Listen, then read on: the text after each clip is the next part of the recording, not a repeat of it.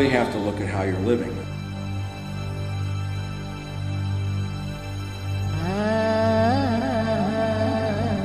It is not possible to sustain the way of life that we have known.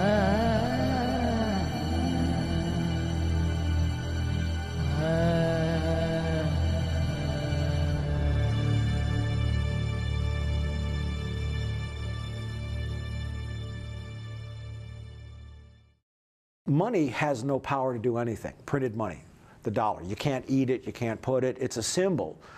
But money represents the ability to do work, but energy is the ability to do work.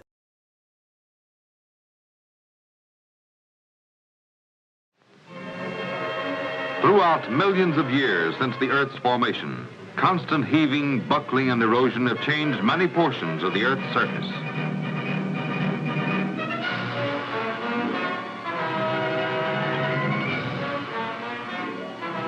Many areas were repeatedly covered by shallow seas. Countless billions of tiny organisms died and settled to the bottom, where they became buried under sand and silt. There, it is believed, the entombed organisms were transformed into oil.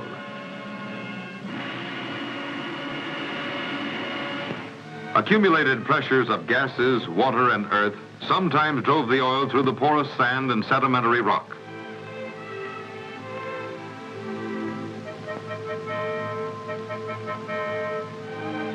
And often, it migrated to underground reservoirs sealed by non-porous formations where the oil was trapped. Oil, in its various forms, has been used by humans for thousands of years, since its discovery, for lighting, for medicinal purposes, and even for the manufacture of salt by the ancient Chinese.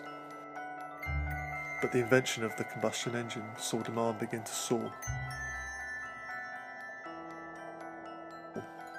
Oil refinement was mastered, and our way of life and our expectations were changed forever.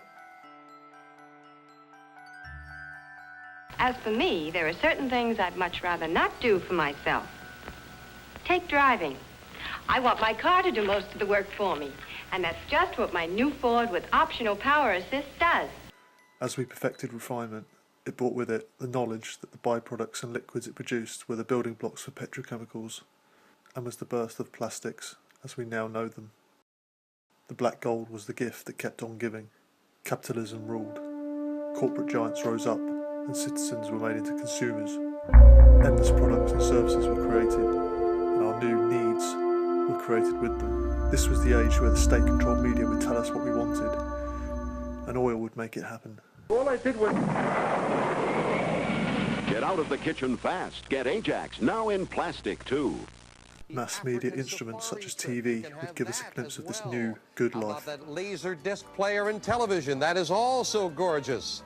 Ladies' fur coat is included. Your mother might like that on cool evenings in Las Vegas. And I know you love that beautiful luxury automobile. That is yours as well. But what was the true cost of this abundance? Around 70% of the oil we extract from the earth is used for transportation fuels. The rest is used in the manufacture of petrochemicals, fertilizers and plastics. The world would be our oyster, and it was now a smaller place.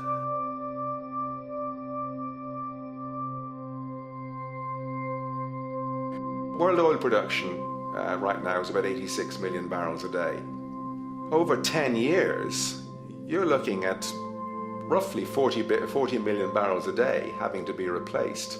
There's nothing around which can come even within 1% of meeting that sort of demand. If we don't do something pretty quickly, there's going to be a huge energy deficiency. I think the big mistake is in not recognizing a decade or so ago that a concerted effort needed to be made to develop these sustainable forms of energy. I think that's something our grandchildren will look back on with total disbelief. You people knew that you were dealing with a finite commodity. How could you possibly have built your economy around something which was going to disappear?